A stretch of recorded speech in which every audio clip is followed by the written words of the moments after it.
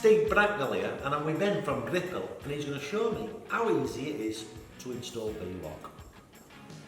Hi Steve, dead simple mate. All you do, put a wire through the V-Lock there, push that right through, same on the other side. You can see it's dead simple, dead quick. I love it. Pull it through and then up through your eyelet, Yeah. back down,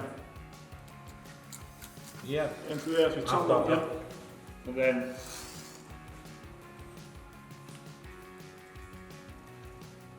last one through there. Click back through, make sure it's level.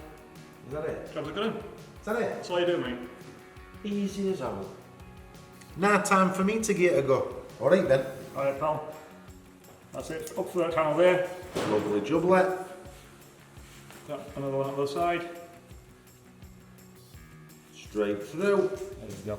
So I can up that round now, can't I? Yeah, loop that round there. No problem. And then I go through again. Yeah, back through your V-Lock. Turn it round. You happy with that? Yeah, sorted there pal.